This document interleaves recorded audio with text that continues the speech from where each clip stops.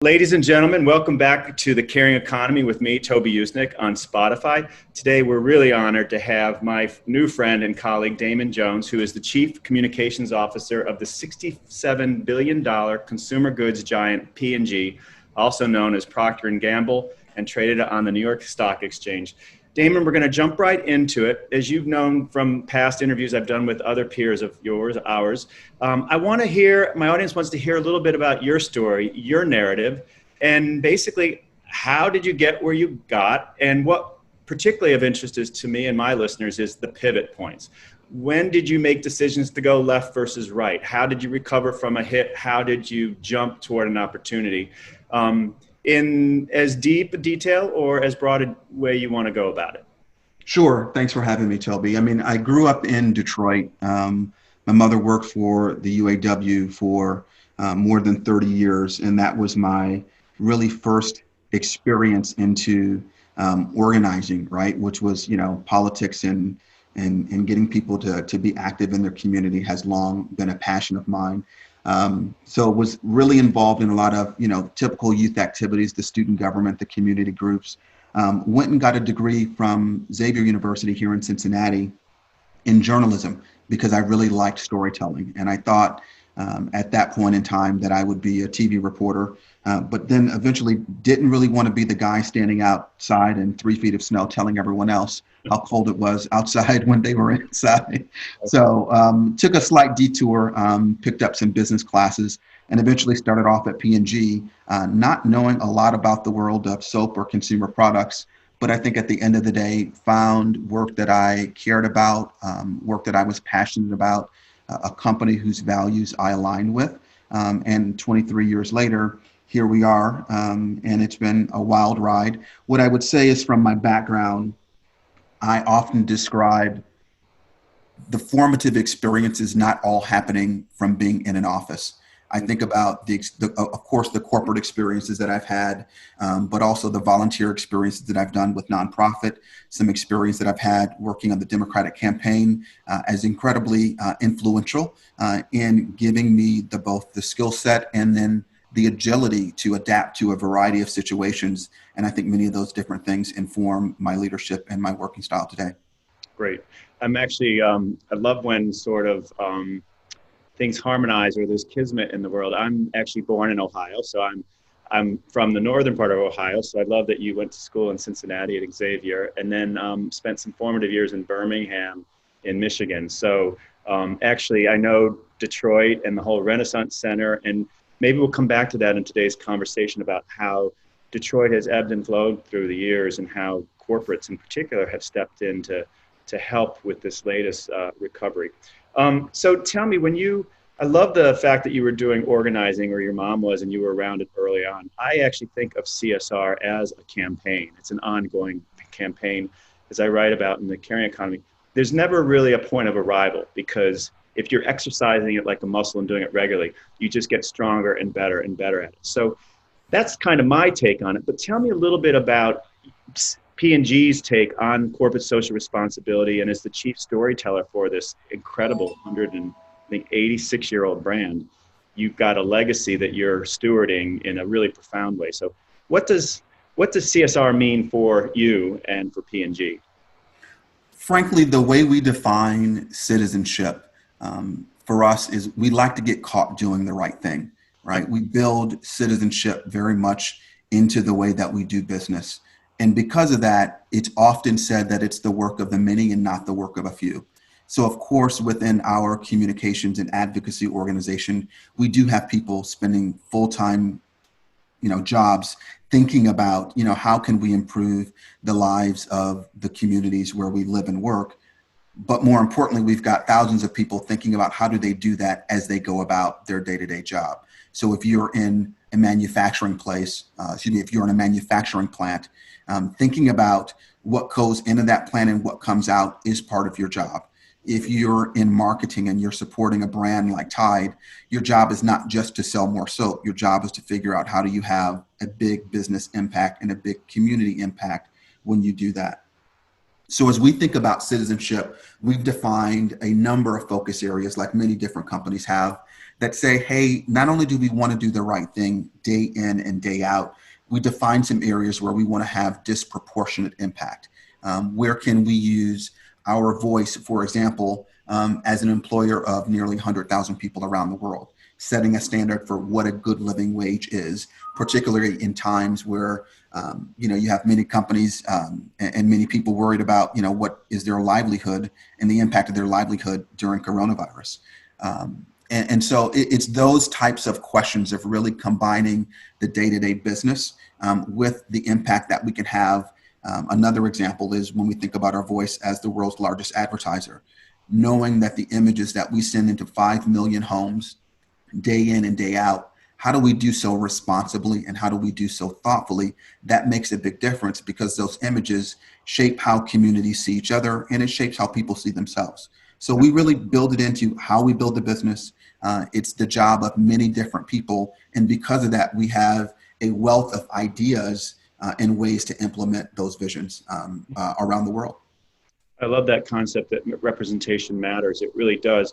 I'd like to, because you've lived and worked around the world with P&G on different brands, I want to come back in a moment to this idea of the matrix and how you apply citizenship across the different geographies, time zones, product lines, and time. But before we do that, I want to just jump right into what drew me to you specifically and to P&G for this interview today. Again, ladies and gentlemen, we're with Damon Jones, who is Chief Communications Officer at P&G, the $67 billion conglomerate of consumer goods. Damon, your ads, specifically the talk, the hair, now help me here, I'm blanking on we've done a series of series. Please take us down that journey. Over the past probably 4 or 5 years, P&G has produced a series of short films that really shine a light on bias and inequality. Our goal with each of them has been to elevate awareness of the biases that exist, to spark constructive conversation among people, and then eventually to move people from not just awareness of the problems that exist, but to move them to action so that they understand what they can do about it. The first of those films dates back to 2017. It was a film called The Talk. And The Talk tells the story of conversations that Black mothers have with their children to prepare them for the realities of the world, and sometimes a world that will judge them by the color of their skin and not the content of their character. At the time, it was a pretty bold move for a company like P&G because the vast majority of our advertising was very product benefit focused. Tide, get your clothes whiter. Dawn, get your dishes cleaner. And for us to break out into a spot that showed no product, but instead whose product was a message of unity, there were really 3 different reactions we had. You had a group of people that says, wow, great P&G, thank you for showing my life and my reality. I'm glad that someone is recognizing that story. There was a second group of people who said, wow, I didn't recognize that happened. And it's a damn shame, someone needs to do something about it. And there was a third group of people that says, wait a minute, P&G, that's none of your business. And in fact, by having this conversation on race, you are being more divisive. That was a formative experience for us because it gave us the resolve that we needed to push through. Mm-hmm. So in fact, we doubled down. We said, if not us, who? And if not now, when? And we wound up doing many different things with the film. We did an integration on ABC's Blackish, just a number of activities, and then followed it up with a couple of years later with the film that we released called The Look, which talks about bias through the lens of a Black man, really, and Very what he went through in his experience. The latest film that we've done debuted in the past 100 days. It was called The Choice. And The Choice was a decidedly different message because The Choice was moving people from awareness to action. It was an invitation to the often silent majority that said, you can't just sit on the sidelines. It's not enough to simply not be racist. You need to be anti-racist. There's things you can do, whether that is learning, whether that is voting, whether that is marching, or whether that is donating. Everyone can play a role in that. The reception to that film overall has been good, but not universal. There are still people who believe it's not the role of a company to talk about values, that companies should be, regaled into the throes of selling product, but we take a decidedly different point of view. We do believe people want to know what are the values behind a brand, because we know that results in stronger brand sales and brand loyalty. It results in stronger employee loyalty. And really, as we think about every audience that is important to us, they want to know where we stand in good times and bad, and we're committed to raising our voice in that regard. So Damon, was that the first film in 2017, I believe you said, was that your baby, so to speak? Did that come from you, or was it a team effort? What was the genesis of that? It started with a group of employees. We have a program called My Black is Beautiful, which is a long-running program in P&G that is aimed to really broaden the standards of beauty. And that says, if you go back years ago and you Googled, for example, beautiful hair, you would see lots of blonde, long, flowing, straight hair. And if you Googled unprofessional hair, you would see more people of color and their naturally curly and kinky hair. The insight behind this program was, hey, we need to start having these conversations. And so the talk really grew out of conversations with mothers. When we talked to them about what was important for their children, they didn't come back and say smoother skin or better hair. They said, I want my children to grow up in a better world.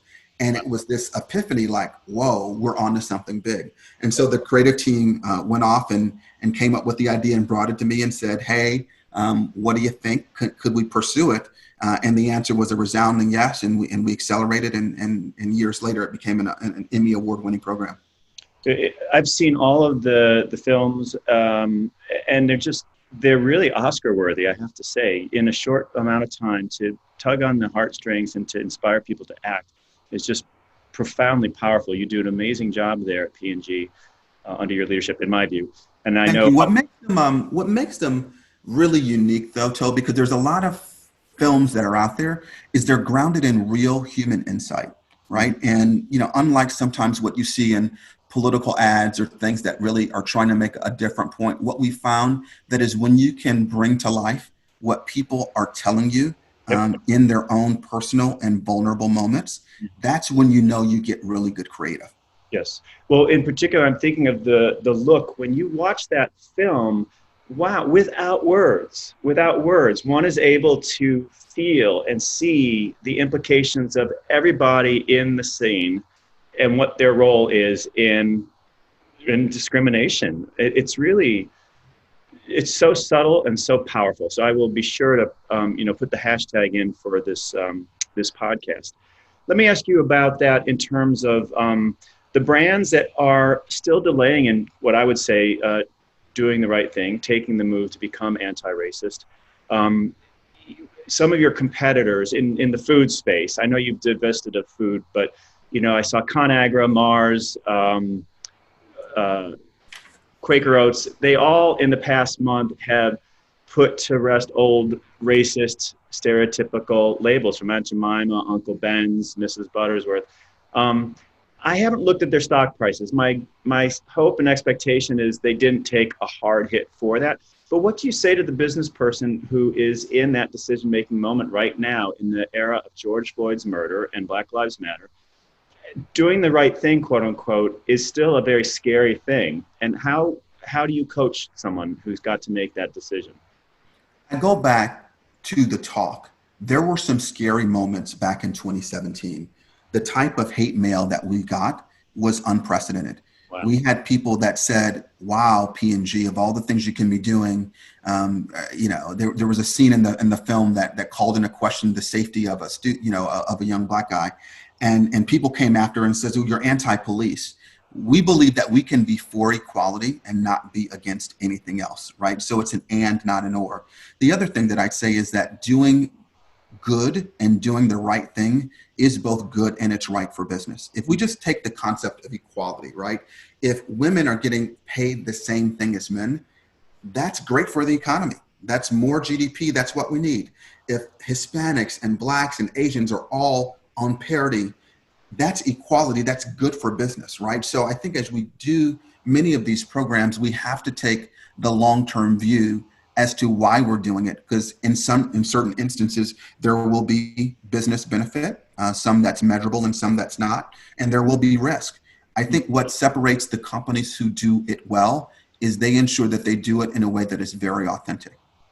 Great. So, P&G isn't able to do the choice simply because we have an opinion on it. We've been able to do that because there's a track record there, and also because we're open and honest about the areas, even within our own walls, that we still have progress to make. So it takes the sting out of someone wagging their finger, if you will, and really says, hey, this is about progress, not about perfection. mhm. I want to come back to that internally in terms of your own leadership at the company. I know that you've got great gender representation.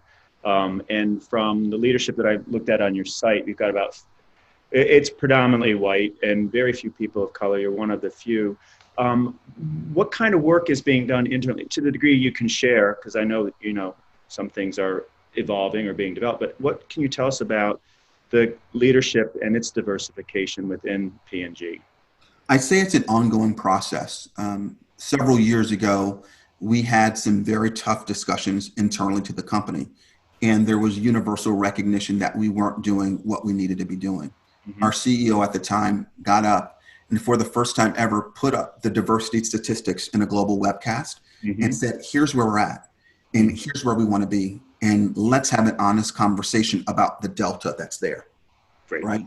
And it was that type of open conversation, not running from the numbers, because, face it, P&G, like every other company, should be reflective of the world that we live in. Are we there? No, we're not. And we've recently said that we have a goal to get to 40% multicultural representation here in the U.S.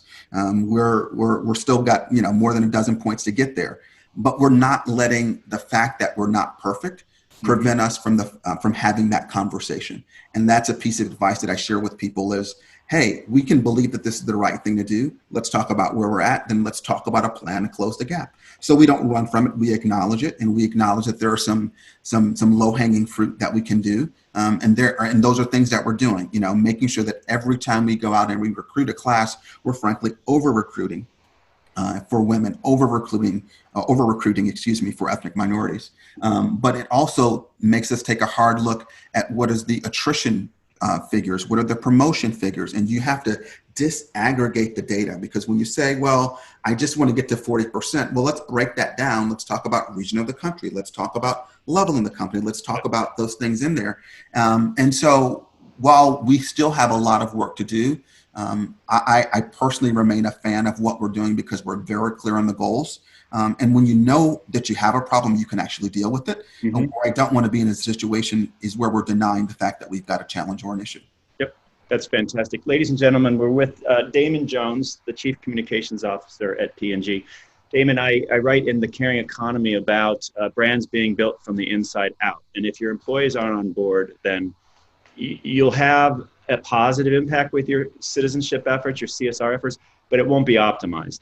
Can you talk, and I also talk about measurement. Measurement is a tricky thing because people have different ways of doing it. And my advice is always just to measure what's meaningful. You got to put that stake in the ground and go out, as your former CEO did, and then go from there and measure and report on it with your stakeholders.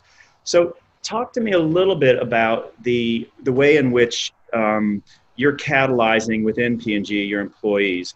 You've got a great message, you're doing great storytelling, but you're going to have, I'm sure, people who are pulled in 100 different directions, who are busy, who are fearful in a COVID era. How do you get your employees so impassioned around citizenship or CSR? I think we make it a fundamental part of our narrative and not something that's bolted on. Our CEO, David Taylor, often talks about building it in and not bolting it on. And for that reason, employees, the first focus group we always do when we go off and we do a program. If it's not meaningful and authentic to them, then there's no way it's going to be meaningful and authentic to a broader group of people. We also enroll them as part of the solution, right? So when we say, hey, we want to do something, and it can be about an issue of race or diversity, it can be about what we're doing for the environment, but imagine the difference of having a group of 20 people in a company of 97,000 working on something versus having a company of 97,000. Right. We want people to understand both what we are doing, why we are doing it, and how we're going to get there, because we believe that all of those brains working together is what's going to help us there. That's not to say that we're without challenges, right? I think when I think about our millennials and Gen Z employees, they are some of the toughest critics that we have. Right? They come back and say, well, great that you're doing this, but why not that? Right? And so I think as a senior leader in the company, it's incumbent upon us to walk into those conversations and to be vulnerable and to make sure that we're learning every chance that we get, because the environment around us is rapidly changing. What was acceptable to see from a company 5 years ago is not acceptable to see from a company today. And frankly, not only do consumers vote with their dollars, people vote by choices of places of where they're going to come and deliver their blood, sweat, and tears, right? So if we can't keep their hearts and minds, we're going to be a less innovative company, a less agile company, a worse performing company. So this isn't about checking a box somewhere. This is about fundamentally what is going to enable us to survive, for the next 180 years. Mhm. I couldn't agree more. I talk about the matrix, which I want to ask you about now. Going in a multinational brand, you go across geographies and functions and even and product lines. But I talk about the matrix now as a Rubik's Cube, the three-dimensionality of it, because moving across time is a whole nother factor that we often don't think about. When I wrote The Caring Economy, issues were things around LGBTQ bathroom bills and VW emission scandals. And then other things come to the fore, like George Floyd's murder or COVID-19. So could you talk a little bit, because you've also lived and worked around the world for P&G, could you talk a little bit about living in the matrix across time and across geographies? For example, I saw on your website, the hair topic was also applicable in Japan, where young women had to wear the typical flat, straight hair pulled back to do their interviews. And you went there as a brand, right? And you challenged that convention. So give us some examples or thoughts about living in the matrix of a multinational brand and being responsible. Everything that we do is grounded in really meaningful human insights. And we spend time really getting to know our consumers everywhere around the world. So to build on your Japanese example, one of the values of Japanese culture is the power of the collective, right? So when you step out and have a degree of individuality, depending on how you do that, that can be seen as, going against the collective. And we introduced a program that really brought to light of hair discrimination, right? So if you think about typical image of Japanese schoolgirl, you see straight black hair. Well, not every person in Japan has straight black hair. Some people's hair is a little bit brown. Some people's hair is a little bit curly. And you start to think about and understand what lengths parents and girls go through to make sure that their hair is the way society has defined that it should be versus their natural standard. And we went out with the program that challenged that societal norm, but we did it in a way that was insightful. We did it in a way that was respectful and that centered the consumer and what it was that they wanted to achieve in their life. And I think that's a particularly careful line that companies need to toe when they get into this space. Is it's not about telling the world what our values are. It's showing the world that they can have their values on their terms and that there are brands and companies that will support them along that journey. We did a similar program in China years ago for a brand called SK2. And this was a program that basically challenged the norm that, Chinese girls need to be married and have a family by the time they reach of a certain age. There are actually places in China that they call marriage markets, because if your daughter is not married by a certain age, it reflects poorly on your family. Mm-hmm. And wow, what a statement to make that, someone shouldn't pursue a college degree or someone shouldn't pursue their own personal happiness on their terms because of a societal expectation. Again, far be it from P&G to challenge what are the values of Chinese culture, but to do that story and to tell that story in a way that centers what are the hopes and dreams of a future generation allows you to have a very different conversation. I love that your CSR, your citizenship at P&G really does tie into it. As your CEO has said, it's not a bolt-on. It is wholly ingrained, and I believe that that's the best way for CSR to be effective. It's linking to a higher purpose. So you, in a regular basis on all these brands globally, are, I think, enhancing the human condition, which as a service-oriented person, that's the highest calling there is. So kudos to you. Can you tell me what sort of silver linings you're seeing? Well, first tell us how you've pivoted in COVID-19, and then tell us a little bit about any silver linings you might have there. I mean, you as a brand. And again, ladies and gentlemen, this is Damon Jones, the Chief Communications Officer at P&G. As I think about COVID-19, we're fortunate enough to be in the position where we make products that people want. We have a portfolio of about 100 products, but many of them are cleaning, health, and hygiene products that are in significant and huge demand because of the benefits that they provide and because people are spending more time at home. So our biggest challenge during this pandemic has been, how do we work hard enough around the clock to really keep the products on the shelves for people when they need them. We've seen unprecedented demand in a number of markets at different times in the world to do so. We want to do that first and foremost by keeping P&G people safe, serving consumers, and then serving the communities where we work. One of the unique things, though, that I think we did is there were lots of companies who were issuing press releases left and right about the amount of money that they were doing or how great they were to be doing those things. And I think we tried to take a very humble, service-oriented approach. We didn't have a bunch of commercials that had doctors and nurses, and of course they need to be rewarded for the sacrifice that they're making. Yes. But we really tried to penetrate and understand what were the conversations people had, what were the values that were really important to them of safety and security and home and family, and to make sure that our communications ultimately proved useful. The greatest example of that was what we did with Pampers. We normally, parents would obviously be doing, we call them MAS classes or birth education classes in person to prepare for delivery. We couldn't do those in person, so Pampers introduced a series of them online. That was of service to consumers. You know, look at our hair care brands. We were teaching people how to cut their hair at home.